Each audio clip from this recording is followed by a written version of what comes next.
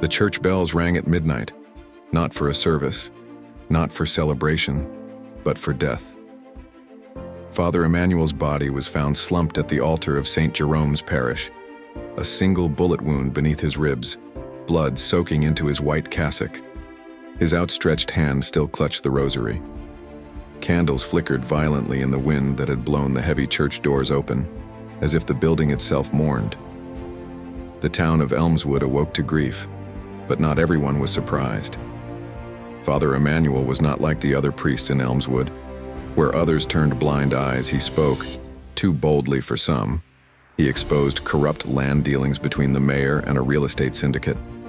He criticized the local police for covering up domestic violence. He held sermons about justice and mercy, even when it made parishioners squirm in their pews. He had no fear, and that made him a threat.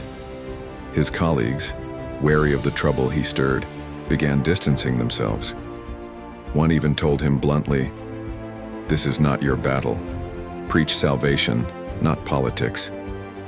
But Emmanuel believed righteousness had no boundaries. He gained the trust and admiration of the marginalized, widows, orphans, and abused women who felt silenced. They came to his church not for religion, but for refuge. That, too, painted a target on his back. 2 weeks before his death, he received a letter. It wasn't signed. It read, "The tongue that speaks against kings shall taste lead.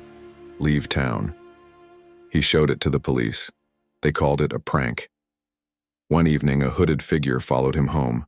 Another time, his tires were slashed after a late-night prayer meeting. Still, he preached. Then he delivered the sermon. It was titled, "Wolves in the Temple." Emmanuel spoke of betrayal within the very walls of the church. He accused unnamed figures of conspiring with criminals and covering blood with blessings. The next day, he was dead. Whispers echoed through the streets. It was an inside job. He crossed the mayor. The church knew and did nothing. The diocese released a cold statement. "We mourn the loss of Father Emmanuel. Let us pray for peace." No mention of the threats. No mention of the sermon. But a small group of his loyal followers, the very ones he protected, began digging. Maria, a young mother whose abusive husband Emmanuel had helped jail. David, a journalist who Emmanuel once saved from arrest. Elder Jonah, the groundskeeper who knew what doors squeaked and which ones didn't. Together they uncovered CCTV footage mysteriously wiped, financial records buried in church files. And then a breakthrough.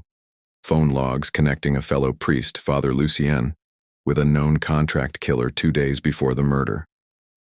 The story exploded. A public inquiry was launched. The assassin, caught trying to flee the country, confessed under pressure. The order came from a circle of power, Mayor Harlan, Father Lucian, and a corrupt syndicate leader named Durasinmi. Their motive, silence. They feared Emmanuel would expose the church's complicity in laundering syndicate money under the guise of charity projects.